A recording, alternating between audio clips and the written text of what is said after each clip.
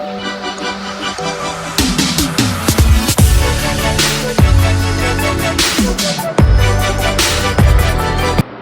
Students, कैसे हैं आप सब लोग। मैं चंद्र प्रकाश और स्वागत करता हूं आपका इस 4th नंबर लेक्चर में क्रैश कोर्स के। जी हाँ, टारगेट हम लोगों ने बनाया है आपके 30 से 40 नंबर, 50 नंबर ज़्यादा से ज़्यादा आपके इंक्रीज़ हो सकते हैं इस पूरे क्रैश कोर्स के देखने के दौरान। ये गारंटीड मैं आपको देता हूँ। टेक्निकल के नंबर 30 से 40, 50 आप जिस लेवल पे आप देखते हैं, आप पूरा मेरी बात सुनते हैं तो 50 तक भी ये नंबर जा सकते हैं बढ़ के आपके टेक्निकल में। ठीक है। दूसरी चीज़, हम लोगों ने पिछले लेक्चर में, मैं ज़्यादा टाइम नहीं लगाते हुए पिछले लेक्चर की बात करूं, पिछले लेक्चर में हम लोगों ने किया कि हम लोगों ने एक तार लिया था, तार की लंबाई L1 मानी थी, एरिया A1 माना था, तो इस तार का रेजिस्टेंस हम लोगों ने कहा L1/A1। ठीक है। जब इस तार को खींचा या दबाया जाए, कुछ भी किया जाए, तो इस तार की लंबाई में बदलाव आएगा, तो लंबाई बन गई L2, एरिया बन गया A2, क्योंकि एरिया में भी बदलाव आएगा, है ना। तो उससे जब L2 और A2 बदला तो रो भी बदल, देखिए रो नहीं बदलेगा, और क्योंकि L2 और A2 बदल गए तो R2 भी बदल जाता है। इसका मतलब यहाँ से फिर हम लोगों ने फॉर्मूला निकाला था R2/R1 = L2/L1 अपॉन A1/A2। ठीक है। तो हम लोगों ने क्या देखा कि रो नहीं बदलता, क्योंकि किसी भी तार को, अगर कॉपर का तार है तो उसको खींचोगे तो वो रहेगा कॉपर ही, किसी भी एल्यूमिनियम के तार को खींचोगे तो वो रहेगा तो एल्यूमिनियम ही। तो कभी भी क्या नहीं बदलता, रो कभी नहीं बदलता। यहाँ से पेपर में कभी कभी वो एक चालाकी वाला क्वेश्चन दे देता है, कहता है कि विशिष्ट प्रतिरोध का, क्या कहता है, विशिष्ट प्रतिरोध का अनुपात ज्ञात करें। मतलब खींचने से पहले और खींचने के बाद। तो खींचने से पहले वो तार कॉपर हुआ करता था, खींचने के बाद भी वो तार कॉपर हो गया है, तो जाहिर सी बात है अनुपात, जब यहाँ भी रो है यहाँ भी रो है, तो अनुपात क्या बैठेगा, अनुपात बैठेगा 1:1, अनुपात बैठेगा 1:1, क्योंकि जब यहाँ भी रो है यहाँ भी रो है। तो कभी कभी पेपर में ऐसे पूछ लेता है कि विशिष्ट प्रतिरोध का अनुपात बताएं, तार खींचने से पहले और खींचने के बाद। तो खींचने से पहले भी रो, खींचने के बाद भी रो, अनुपात आएगा 1:1। एक सवाल यहाँ से पूछ लेते हैं। तो कल तक हम लोगों ने ये चीज़ देख ली थी, फिर हम लोगों ने, मैं थोड़ा सा रिवाइंड और चला जाता हूँ, तो हम लोगों ने क्या भी देख लिया था। हमने देखा था कि रेजिस्टेंस 3 बात पर निर्भर किया था, लंबाई पे, क्रॉस सेक्शन पे और रो पे, विशिष्ट प्रतिरोध पे। विशिष्ट प्रतिरोध की मात्रक भी देखा था, ओम मीटर होता है मात्रक। और फिर हम लोगों ने देखा था कि रो 2 बातों पर निर्भर करता है, नेचर ऑफ मटेरियल, प्रकृति पे, नेचर ऑफ मटेरियल पे डिपेंड करता है, और दूसरा जो रो निर्भर करता है वो करता है तापमान पे, टेम्परेचर पे रो निर्भर करता है। ये बात हम लोगों ने देख ली थी। आज के इस लेक्चर में मैं क्या बताने वाला हूँ, एक न्यूमेरिकल और मैं इस फॉर्मूले से जुड़ा हुआ बताऊंगा, और बताऊंगा कि रेजिस्टेंस के बाद कंडक्टिविटी क्या होती है। देखिए विशिष्ट प्रतिरोध तो पता चल गया हम लोगों को, ये विशिष्ट प्रतिरोध है। ठीक है। हम लोग देखेंगे कि कंडक्टिविटी क्या होती है, जी क्या होती है, और हम लोग देखेंगे कंडक्टेंस क्या होता है, जी क्या होती है, चालकता क्या होती है, ये चालकता है। ठीक है। तो आज के लेक्चर में क्या देखेंगे, चालकता देखेंगे, जी देखेंगे, और देखेंगे कंडक्टिविटी। ठीक है। विशिष्ट चालकता देखेंगे। तो आज के लेक्चर में क्या देखेंगे, कंडक्टिविटी, विशिष्ट चालकता, विशिष्ट चालकता। तो हम लोग क्या देखने वाले हैं, चालकता देखने वाले हैं, विशिष्ट चालकता देखने वाले हैं, और विशिष्ट प्रतिरोध तो हम लोगों ने देख ही लिया था। फिर हम आज इस लेक्चर में देखेंगे कि रेजिस्टेंस तापमान पर कैसे निर्भर करता है। क्लियर इतना पॉइंट, रेजिस्टेंस तापमान पर कैसे निर्भर करता है, और बहुत प्यारे प्यारे सवाल हम लोग करने वाले हैं। क्लियर है इतनी चीज। तो आज हम लोग ये चीज करेंगे। चलिए शुरू करते हैं इस न्यूमेरिकल से। चलिए देखिए, अगर ये मैं कटाक्ष क्षेत्रफल πr² ले लूं, क्योंकि πr² होता है, अगर आप किसी भी तार को सामने से देखेंगे तो वो एक सर्कल दिखेगा, और सर्कल का क्रॉस सेक्शन होता है एरिया πr²। तो ये रेजिस्टेंस क्या बन जाएगा, L2/L1। अब देखिए, जब आप एरिया की जगह पे πr² लिखेंगे तो पाई से पाई तो कैंसिल हो जाएगा नीचे ऊपर, तो ये क्या बनेगा, R1/R2 का होल स्क्वायर। मतलब जब भी रेजिस्टेंस त्रिज्या के रूप में पूछी जाए तो आपका क्या फॉर्मूला लगने वाला है भाई, आपका ये फॉर्मूला लगने वाला है। अब आ जाइए इधर, ये क्या क्वेश्चन कह रहा है, एक किसी तार का प्रतिरोध R ओम है, मान लीजिए कोई तार है L1 लंबाई का, R1 त्रिज्या रही होगी, तो जाहिर सी बात है रेजिस्टेंस क्या रहा होगा, रो L1 बाय R A1।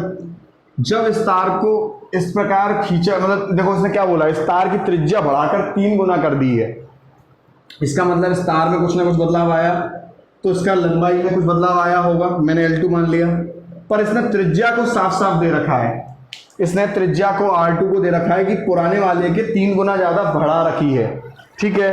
तो इस तार का नया प्रतिरोध ज्ञात करें, तो हमें क्या निकालना है, R2 ज्ञात करना है। अब आप एक चीज़ देखिए, मैंने कल आपको एक बात बताई थी कि किसी भी कोल्ड ड्रिंक के बोतल को आप ऐसे समझ लीजिए खींचा है आपने, जब आप किसी कोल्ड ड्रिंक की बोतल को खींचेंगे तो कोल्ड ड्रिंक की बोतल जब नॉर्मल थी तब भी 2 लीटर, मान लीजिए कोई कोल्ड ड्रिंक की बोतल ली, अगर उसमें 2 लीटर पानी कोल्ड ड्रिंक आती है तो बाद में भी, खींचने के बाद में भी कोल्ड ड्रिंक में 2 लीटर ही बोतल आती, पानी आएगा। मतलब किसी भी बर्तन को, किसी भी आकार को अगर हम खींचते हैं तो उसका क्या सेम रहता है, आयतन समान रहता है, आयतन सेम रहता है, वॉल्यूम सेम रहता है। तो खींचने से पहले और खींचने के बाद क्या सेम रहा, पहले और बाद क्या सेम रहा मेरे भाई, आयतन। तो आयतन क्या होता है, A1 L1 और A2 L2। तो यहां पर अब आप एक चीज देखिए, हमें एरिया है, मैं इसको पाई R1 स्क्वायर ले लूं और L1 ले लूं, और यहां पर पाई R2 स्क्वायर ले लूं, L2 ले लूं, देखिए पाई से पाई तो कैंसिल हो जाएगा, ठीक है। अब देखिए R1 नहीं मालूम मेरे को, L1 भी नहीं मालूम, R2 अपने को पता है, R2 है 3R1 का होल स्क्वायर, और L2 नहीं मालूम। तो अब देखिए यहाँ क्या आ जाएगा, देखिए ये आ जाएगा 9R1 स्क्वायर L2 और R1 स्क्वायर L1। R1 से R1 स्क्वायर कैंसिल हो गया, तो L1 की मात्रा यहाँ पर क्या आ गई, L1 किसके बराबर आ गया, 9L2 के बराबर आ गया है, 9L2 के बराबर आ गया L1। तो अगर मैं इस फॉर्मूले में लगाऊं R2 बाय R1 L2, यहां पर मुझे क्या रखना है, L2 का मान रखता हूं, L2 का मान कितना है, L2 ही है, और L1 का मान कितना है नीचे, अगर मैं L1 लगूं यहाँ पे, इसी फॉर्मूले को लगा रहा हूं मैं, यहाँ पे इस फॉर्मूले को लगा रहा हूं मैं, L1 का मान रखूंगा तो 9L2, R1 कितना है, R1 है, देखिए ना यहाँ पे R1 लगा रहा हूं मैं, यहाँ पे R1 है, ठीक है, और R2 कितना है, 3R1 का होल स्क्वायर, R1 से R1 कैंसिल, L2 से L2 कैंसिल, ये हो गया कितना 1/9 इंटू 1/9, तो 1/81। तो R2 कितना हो गया, कहीं ना कहीं, तो जो नया प्रतिरोध हुआ वो कहीं ना कहीं कितना हो गया, पुराने वाले के 81 टाइम्स कम हो गया, 81 टाइम्स कम हो गया। तो this is the right answer. आपको जब भी खींचने वाले न्यूमेरिकल आए, याद रखिए आयतन समान रखना पड़ेगा। आयतन समान रख के आप क्या होगा, आपको जो एक मापदंड दिया होगा वो तो तुम्हें पहले से ही दिया है, पर जो तुम्हें नहीं मालूम होगा वो निकल के आ जाएगा। अब देखो हमें लंबाई का नहीं मालूम था कि लंबाई पे फर्क कितना पड़ रहा है, ऐसा करने से हमारी लंबाई पे जितना फर्क पड़ रहा है वो निकल के सामने आ रहा है। So this is the point. ये न्यूमेरिकल मैक्सिमम से मैक्सिमम है। अदरवाइज मैंने आपको बोला है, मैंने डिस्क्रिप्शन बॉक्स में डाल रखा है वायर स्ट्रेचिंग, तार खींचने वाले न्यूमेरिकल, आप उसको पूरे लेक्चर को देखिए, बहुत इंपॉर्टेंट लेक्चर है वो। अगर आप उसे पूरे को देख लोगे तो आपका न्यूमेरिकल कहीं नहीं मतलब जाएगा, इस टॉपिक से न्यूमेरिकल आता ही आता है। क्लियर है इतना पॉइंट। वैसे जो न्यूमेरिकल आता था वो मैंने पिछले लेक्चर में भी करवाया, अदरवाइज आप डिटेल के लिए उस लिंक पर खोल सकते हैं। चलते हैं आगे, रेजिस्टेंस से जुड़ी दो और कंसेप्ट को देखते हैं, चालकता और विशिष्ट चालकता। चलिए स्टूडेंट्स, दो कंसेप्ट हम लोग सीखते हैं रेजिस्टेंस से जुड़ा हुआ, और वो कंसेप्ट क्या होता है, देखिए एक होता है चालकता जिसको हम G से प्रदर्शित करते हैं, एक होता है कंडक्टिविटी विशिष्ट चालकता जिसको हम सिग्मा से प्रदर्शित करते हैं। ये सिग्मा का साइन होता है, इससे हम प्रदर्शित करते हैं। देखिए G जो होता है ये कुछ नहीं, ये रेसिप्रोकल ऑफ रेजिस्टेंस होता है, मतलब रेजिस्टेंस का जब उल्टा करते हैं हम तो वो G होता है। इसकी यूनिट देखिए, आर की यूनिट तो ओम होती है, तो आर की यूनिट जब ओम होती है तो हम इसकी यूनिट जो मात्रक का जो मात्रक बनाते हैं, इसकी जो मात्रक बनाते हैं वो क्या होता है, इसकी जो मात्रक हम बनाते हैं वो हो जाती है 1/ओम, माने कि उल्टा ओम भी कह देते हैं, ओम इनवर्स भी कह देते हैं, और 1/ओम को मोहो भी कह देते हैं, सीमेंस भी कह देते हैं। तो ये बड़ा ही इंपॉर्टेंट यूनिट आपकी हो जाती है।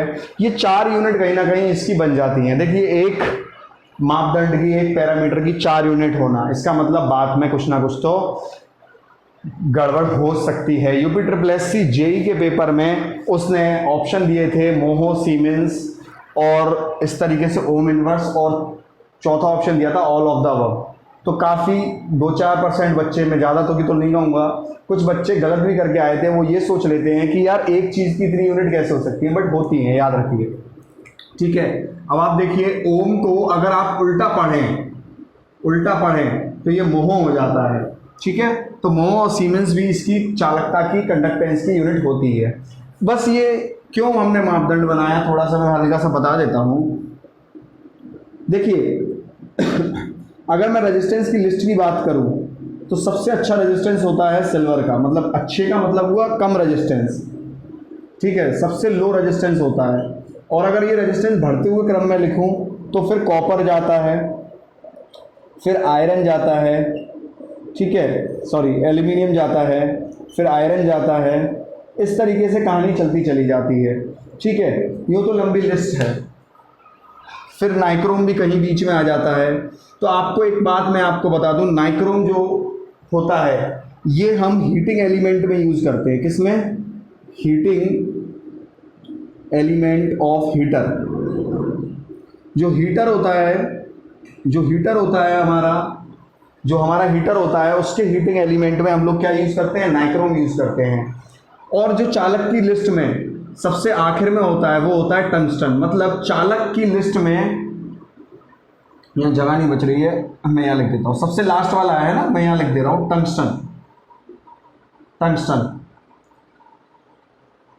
ठीक है, टंगस्टन जो होता है ये चालकों में सबसे ज़्यादा रेजिस्टेंस वाला पदार्थ होता है, चालकों में सबसे ज़्यादा। सोचिए, ठीक है, मतलब ऐसे समझ लीजिए कि टॉप 10 की लिस्ट बन रही है तो सबसे आखिर में 10 में कौन आया है नंबर पे, तो ये वो रेजिस्टेंस, जैसे ऐसे समझ लीजिए कि क्लास में 10 लोग की लिस्ट बनी है तो लास्ट में पहले 10 में से कौन 10 है, तो ऐसी चालकों की लिस्ट में जो जिसका रेजिस्टेंस सबसे ज़्यादा है वो कौन सा है? टंगस्टन। इससे क्या बनता है? बल्ब का एलिमेंट। इससे बनता है बल्ब का एलिमेंट। तो कुछ नहीं, इस चीज़ को, कंडक्टेंस को जो है हम लोग इस तरीके से भी समझ सकते हैं कि किसी का अगर प्रतिरोध कम है, किसी का प्रतिरोध अगर कम है तो हम ये कह सकते हैं कि उसकी चालकता अधिक है, हाई है। बस एक कहने का तरीका है किसी भी चीज़ को, याद रखिए। ये काम मुश्किल है, ये काम आसान है, मैं कोशिश करूँगा। ये दो कहने के तरीके होते हैं। ऐसे ही ये एक तरीका है चालकता कि चालकता आप अगर किसी चीज़ को रेजिस्टेंस के संदर्भ में नहीं कहना चाहते, चालकता के संदर्भ में कहना चाहते हैं। चालकता का एक्चुअल मतलब ये भी होता है कि कितनी आसानी से इलेक्ट्रॉन बह सकता है। मतलब आप खुद सोचो, अगर कहीं पे टकराव कम होगा, कहीं पे टकराव कम होगा इलेक्ट्रॉन का, किसका? इलेक्ट्रॉन का टकराव कम होगा, इसका मतलब चालक बहुत अच्छे से बहेंगे, इलेक्ट्रॉन बहुत अच्छे से बहेंगे। और जो इलेक्ट्रॉन का बहाव होता है वो कितना अच्छा होगा, उसी चीज़ को इस चालकता से दर्शाया जाता है। तो देखिए, इलेक्ट्रॉन चलते चले जा रहे हैं, जितना अच्छे तरीके से इलेक्ट्रॉन चल पाएंगे उतनी अच्छी चालकता होगी। चालकता, चालक मतलब चलना, ठीक है, ओके। चलिए, तो कुल मिला के कहने का मेरा मतलब है, अगर जिसकी रेजिस्टेंस कम है उसकी चालकता ज़्यादा होगी, ठीक है, क्योंकि व्युत्क्रमानुपाती हैं। बात करते हैं विशिष्ट चालकता की। विशिष्ट चालकता क्या होता है? विशिष्ट चालकता होता है 1/ρ, जिसमें कि ये क्या होता है? ये होता है विशिष्ट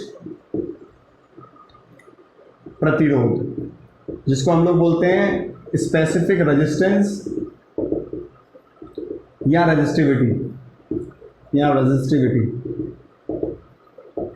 एक चीज़ समझना है, इसी को स्पेसिफिक रेजिस्टेंस कहते हैं, इसी को रेजिस्टिविटी कहते हैं। पेपर में बच्चा बहुत कंफ्यूज होता है। चलिए अब आप देखिए, इसमें मोस्टली अब यहाँ पर प्रॉब्लम आती है यूनिट की। तो रो की यूनिट कितनी थी, अभी मैं पिछले लेक्चर में बात करी, या तो ओम मीटर या ओम सेंटीमीटर, दो में से एक ही यूनिट हुआ करती थी रो की। तो ओम मीटर की अगर हम बात करें तो 1/ओम को क्या लिखेंगे,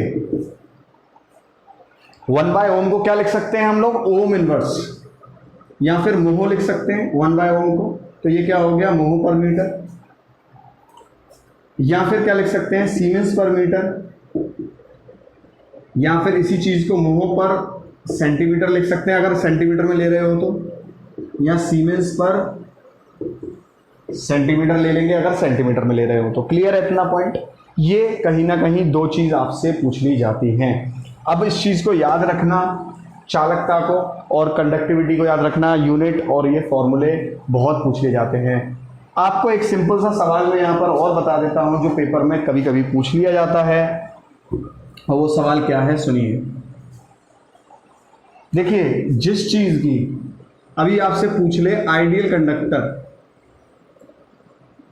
की चालकता बताइए। आइडियल कंडक्टर का क्या मतलब हुआ, आइडियल कंडक्टर का मतलब हुआ आदर्श कंडक्टर। आदर्श कंडक्टर, आदर्श चालक। अरे भाई ऐसे समझिए, अभी तुमसे कहा जाए कि आदर्श लड़का बताइए, तो आदर्श लड़का, जैसे अभी तुम्हारे घर वाले मान लीजिए तुम्हारे लिए रिश्ता देखने जाए और वो किसी के सामने कहें कि देखिए हमारा लड़का तो बड़ा ही आदर्श है, ये कभी कुछ खाता पीता नहीं है, किसी की तरफ आंख उठा के तक नहीं देखता है। इसका मतलब वो क्या कह रहे हैं, कहीं ना कहीं यही तो कहना चाह रहे हैं कि उनका जो लड़का है उसमें जो लॉसेस हैं, उसमें जो कमियां हैं वो बिल्कुल है ही नहीं है।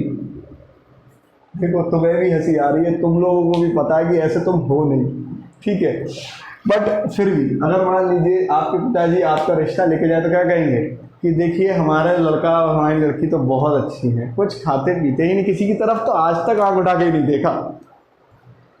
इसका मतलब कमियां जीरो है। ऐसी आइडियल चालक वो चालक होता है जिसका प्रतिरोध जीरो है। इसका मतलब उसकी चालकता क्या हो गई, 1/0 माने इन्फानाइट। उसकी चालकता क्या आ गई। और नॉर्मल रजिस्टर और नॉर्मल कंडक्टर की अगर हम बात करें तो नॉर्मल कंडक्टर या कह लो ऐसे वो पूछ लेगा, आइडियल कंडक्टर हो गया और एक हाई कंडक्टर हो, मतलब हाई रेजिस्टेंस कंडक्टर हो गया, किसी का प्रतिरोध बहुत हाई है। या मान लो इंसुलेटर बोल दिया, इंसुलेटर माने कुचालक, कुचालक का भी तो रेजिस्टेंस कैसा होता है, बहुत हाई होता है। अब आप खुद देखो, जी को 1 हाई रखोगे, अगर कोई चीज़ यहाँ पर हाई है तो चालकता कैसी हो जाएगी, लगभग 0 के करीब हो जाएगी।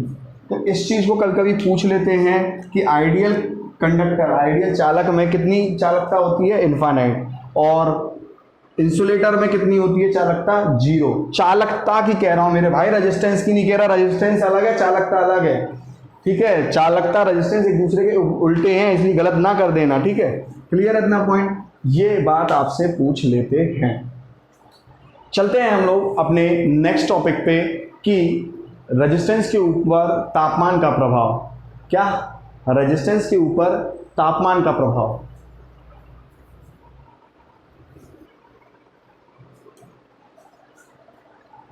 आप लोग सोच रहे होंगे सर इसमें भी बता देते हैं गुड कंडक्टर, है ना, आइडियल कंडक्टर के बारे में। तो सेम बेटा यहाँ की भी हालत है। आइडियल कंडक्टर को अगर मैं लूँ या चालक को लूँ तो कंडक्टर, जाहिर सी बात है, आइडियल कंडक्टर का रेजिस्टेंस भी लगभग नगण्य होता है, 0 होता है, तो लगभग रो भी नगण्य हो जाएगा, 0 हो जाएगा।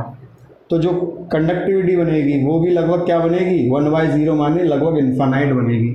मतलब ऐसा तार जिसका प्रतिरोध 0 लगभग हो या विशिष्ट प्रतिरोध 0 लगभग हो, ऐसे तार की, ऐसे चालक की जो चालकता होगी, विशिष्ट चालकता होगी, वो भी कैसी होगी, इन्फानाइट। और सेम रहेगा हाई वाले के साथ में, तो सेम रहेगा हाई वाले के साथ में। अगर ये हाई है तो ये कैसी हो जाएगी, लगभग 0 के करीब हो जाएगी। तो सेम चीज़ लगभग होती है। क्यों सेम होती है, क्योंकि आपको देखिए R=ρL/A है।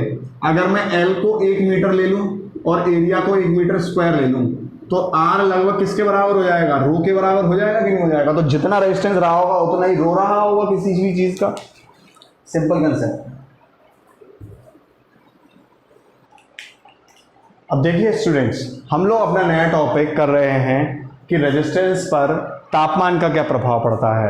मान लीजिए आपसे किसी ने पूछा कि भाई रेजिस्टेंस वो तापमान बढ़ाने पे रेजिस्टेंस क्या होगा, आपने मूर्ख की तरह जवाब दे दिया, अरे बढ़ेगा घटेगा। नहीं बेटा, आपको ये पूछना है कि भाई साहब आप किस में पूछ रहे हैं, कंडक्टर में पूछ रहे हैं, इंसुलेटर में पूछ रहे हैं कि सेमीकंडक्टर में पूछ रहे हैं, क्योंकि हर किसी के लिए जवाब अलग होने वाला है। क्लियर है इतना पॉइंट। तो आपको सीधा सा एकदम जवाब नहीं दे देना कि बढ़ेगा या घटेगा, आपको पहले चीज़ें समझनी है कि अगला बंदा किस वे में पूछ रहा है। तो आपको ये चीज़ जाननी पड़ेगी कि तापमान बढ़ाने पे किस चीज़ में क्या होता है। ये टॉपिक बहुत अच्छे से समझना, क्योंकि इसी टॉपिक से लिंक होगा मेरे वीडियो में, जब मैं अगले दिन कल जब मैं वीडियो अपलोड करूँगा तापमान गुणांक का, जो जिससे कि न्यूमेरिकल भी बनता है और थ्योरी भी बनती है, यहीं से वो टॉपिक लिंक होके वहाँ जाएगा।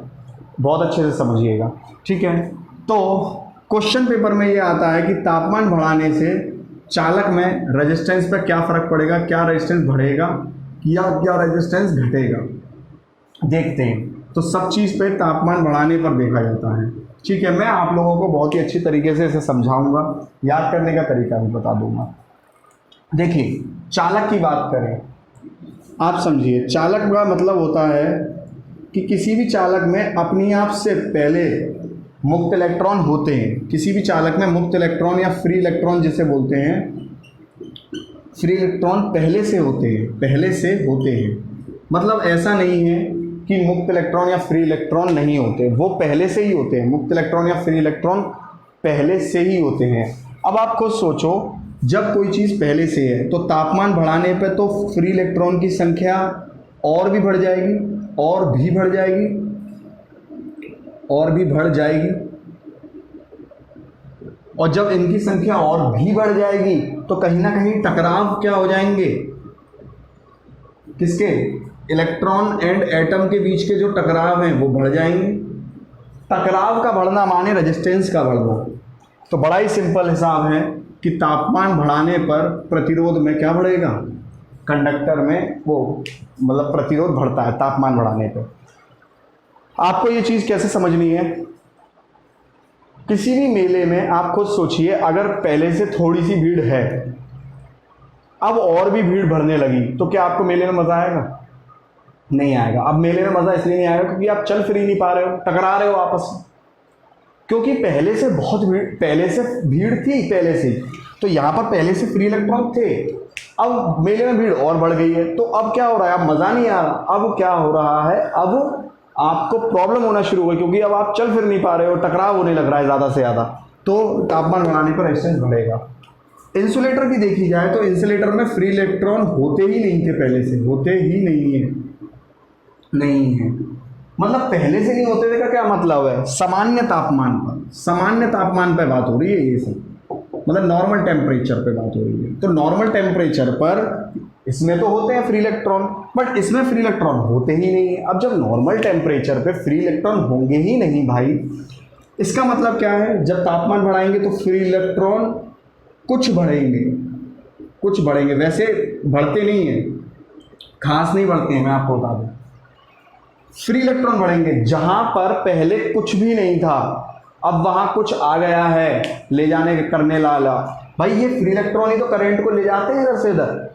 इसका मतलब जब कहीं ना कहीं फ्री इलेक्ट्रॉन कुछ तो बढ़ेंगे, मतलब करंट बहना शुरू होगा, थोड़ा बहुत बहना शुरू होगा।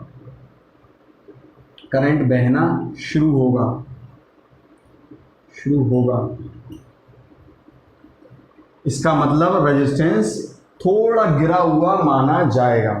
क्या कहने का मतलब है, ध्यान से समझिएगा। ऐसे समझिए कि राजस्थान कहीं रेतीले मैदान में आप जा रहे हो, वहाँ बिल्कुल भी पानी नहीं है, और आपको आधा गिलास भी पानी मिल जाए तो आप खुश हो जाओगे ना कि चलो जान तो बचेगी। जहाँ कुछ भी नहीं था वहाँ कुछ मिल जाए, वो जान तो बचेगी। पहले इंसुलेटर में कुछ भी नहीं था, फ्री इलेक्ट्रॉन के नाम पे कुछ भी नहीं था, और जब फ्री इलेक्ट्रॉन नहीं थे तो करंट को ले जाने करने वाला कोई नहीं था। अब कहीं ना कहीं फ्री इलेक्ट्रॉन हो गए हैं तो करंट को बहने के लिए एक मौका मिल रहा है। पहले तो वो मौका था ही नहीं, तो क्या हो गया, रेजिस्टेंस कहीं ना कहीं कम हो गया। मेले में हम उस चीज, भाई करंट बहना शुरू हो गया, पहले तो बह ही नहीं रहा था, अब बहना शुरू हो गया तो हम तो यही कहेंगे ना कि चलो थोड़ा सा तो रेजिस्टेंस कम हुआ। ऐसे समझिए किसी मेले में गए और वहाँ पर पहले से भीड़, एक भी बंदा नहीं था मेले में, एक भी। अब 2-4 बंदे आना शुरू हो गए, तो अब आपको बुरा नहीं लगेगा, अब आपको अच्छा लगेगा मेले में कि चलो अब मज़ा आ रहा है कि 2-4 लोग आ गए हैं, ठीक है। अब 2-4 लोगों में टकराव की तो स्थिति पैदा हो ही नहीं सकती है, सेम चीज़ है। तो हम क्या कहेंगे, चलो रेजिस्टेंस कम हुआ, तो इंसुलेटर में रेजिस्टेंस क्या माना जाता है, कम माना जाता है। तो याद रखिए कंडक्टर में रेजिस्टेंस क्या माना जाता है, बढ़ता हुआ माना जाता है, इंसुलेटर में रेजिस्टेंस कम माना जाता है। इस बात को गौर से देखिए, गौर से देखिए इस रिलेशन को, इस रिश्ते को। टेम्परेचर बढ़ने पर, तापमान बढ़ाने पे प्रतिरोध बढ़ता है। गौर से देखिए, गौर से देखिए। इसका मैं ग्राफ बनाऊंगा अगले लेक्चर में तापमान गुणांक पे, और उस ग्राफ से सवाल आएंगे, गौर से देखिए, ठीक है। चलिए, तापमान बढ़ाने पर रेजिस्टेंस कम होता है। सेमीकंडक्टर में क्या होता है, बहुत इंपॉर्टेंट यहाँ पर बात करनी है हमने। सेमीकंडक्टर का सामान्य स्थिति में, मैंने क्या कहा, सामान्य स्थिति में नॉर्मल तापमान पर सेमीकंडक्टर के सारे परमाणु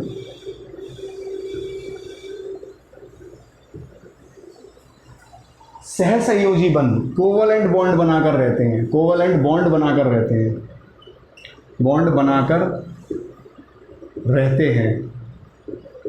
और जब ये परमाणु कोवलेंट बॉन्ड बना के रहते हैं, जैसे सिलिकॉन ले लिया, तो सिलिकॉन सिलिकॉन आपस में जुड़े रहते हैं इस तरीके से सहसंयोजी बंध बना के। अगर डिटेल क्लास होती तो मैं ये भी बताता कि कैसे बंध आते हैं, फिर कैसे सहसंयोजी बंध बना के रहते हैं। मतलब ये आपस में बंध बना के रहते हैं। ऐसे समझ लीजिए कि आपके 2 हाथ हैं, आपके 2 हाथ अगर भर जाएं, एक में एक कोई हाथ पकड़ ले, एक में एक कोई हाथ पकड़ ले, समझ लो आपके चाहने वाला ही आपके हाथ पकड़ ले, जिसका आप हाथ पकड़ना चाहते हो, एक हाथ में वो हो और दूसरे हाथ में भी वही हो। मतलब कहने का, 2 लोगों को पसंद करते हो तो एक हाथ में घर वाली, एक हाथ में बाहर वाली टाइप समझ लो आप, है ना।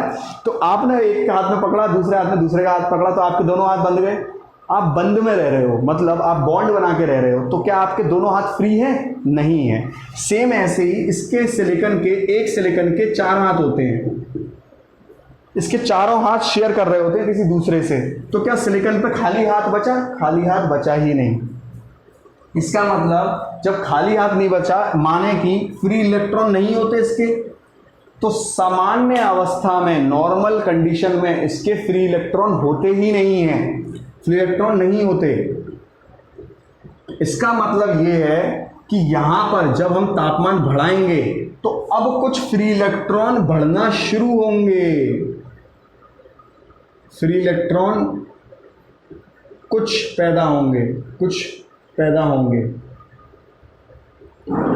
फ्री इलेक्ट्रॉन क्या होंगे? कुछ पैदा होंगे। और जब फ्री इलेक्ट्रॉन कुछ पैदा होंगे, जब कुछ फ्री इलेक्ट्रॉन पैदा होंगे तो क्या होगा? रेजिस्टेंस गिरा हुआ माना जाएगा। अच्छा, ये फ्री इलेक्ट्रॉन क्यों पैदा होते हैं? पेपर में पूछता है। कोवलेंट बॉन्ड टूटने की वजह से। अब आप ऐसे समझिए कि आप कहीं आंदोलन कर रहे हैं और सबने आपका हाथ पकड़ रखा है, पुलिस वालों ने आके लाठीचार्ज करी, तो आपके हाथ छूटने लग जाएंगे। सेम ऐसे ही जब हम तापमान बढ़ाते हैं तो ये जो बड़े हीरोगिरी में बॉन्ड बना के रह रहे होते हैं ना, ये सब एकदम एक दूसरे के हाथ पकड़े हुए होते हैं, तो तापमान बढ़ाते हैं वैसे ही इनके बॉन्ड टूटने लगते हैं और इनके हाथ क्या हो जाते हैं? फ्री हो जाते हैं। तो जब फ्री होने लगते हैं तो वो कहेंगे कि जब फ्री इलेक्ट्रॉन आ गए तो रेजिस्टेंस क्या हो गया? गिरने लगता है तापमान बढ़ाने पे। पर अगर तुम फिर भी नहीं माने और तापमान तुमने और बढ़ाना शुरू कर दिया, और हद से ज़्यादा बढ़ाना शुरू कर दिया, तो अब क्या होगा? इतने फ्री इलेक्ट्रॉन पैदा हो जाएंगे कोवलेंट बॉन्ड टूटने से, सहसंयोजी बंध इतने सारे टूट जाएंगे, इतने सारे सहसंयोजी बंध टूट जाएंगे कि अगर वो बोलेगा कि तापमान यदि और बढ़ाते चले गए तो अब इतने ज़्यादा फ्री इलेक्ट्रॉन बढ़ जाएंगे कि वो आपस में टकराएंगे और टकरा के फिर रेजिस्टेंस कम हो जाना शुरू हो जाएगा। एक बार एक एई के पेपर में या जेई के पेपर में सवाल पूछा था, उसमें पूरी स्टेटमेंट दी थी। आपको अमूमन पूरी स्टेटमेंट नहीं देता, आपको इतना पहलू देगा। जब तक वो इतना पहलू दे तो आपको तापमान बढ़ाने पर प्रतिरोध कम करना है, ठीक है, आपको आंसर यही लगाना है। पर कभी कभी वो स्टेटमेंट दे दे कि तापमान बढ़ाने पर पहले रेजिस्टेंस गिरेगा फिर बढ़ेगा, सॉरी ये गलत लिख दिया, ये बढ़ेगा, है ना। अगर ऐसे बोले कि तापमान बढ़ाने पर पहले रेजिस्टेंस गिरेगा फिर बढ़ेगा, तो सही आंसर यही होगा। क्योंकि वो कभी कभी ऐसे बोल देता है कि तापमान बढ़ाने में पहले रेजिस्टेंस बढ़ेगा फिर गिरेगा, नहीं, पहले रेजिस्टेंस गिरेगा फिर बढ़ेगा, अगर ज्यादा बढ़ा दे ऐसे स्टेटमेंट के फॉर्म में देगा तब आंसर आपको पूरा लगाना है, अदरवाइज वो इतना ही देता है तो इतना ही लगाना है। क्लियर है? तो स्टूडेंट्स ये बहुत इंपॉर्टेंट टॉपिक था, यहां से जुड़ा ग्राफ मैं अगले लेक्चर में बताऊंगा। अगला लेक्चर तापमान गुणांक का है, भूलना मत, क्योंकि उससे पक्की बात है या तो न्यूमेरिकल आता है या एक आध क्वेश्चन पक्की बात टपक के आता है पेपर में। क्लियर है? मिलते हैं हम लोग अपने अगले नेक्स्ट लेक्चर में मिलेंगे। आप लोग वायर स्ट्रेचिंग के न्यूमेरिकल देखना मत भूलिएगा। नंबर इंप्रूव ऐसे ही होंगे अगर आप मेरे साथ चलोगे, मेरी बात समझोगे, मानोगे, आपके नंबर इंप्रूव होंगे, डेफिनेटली इंप्रूव होंगे। ठीक है, तो thank you and have a nice day. मिलते हैं हम अगले लेक्चर में। कमेंट कर दीजिएगा, लाइक कर दीजिएगा, अच्छा लगा हो तो शेयर कर दीजिएगा, सब्सक्राइब कर दीजिएगा। Thank you.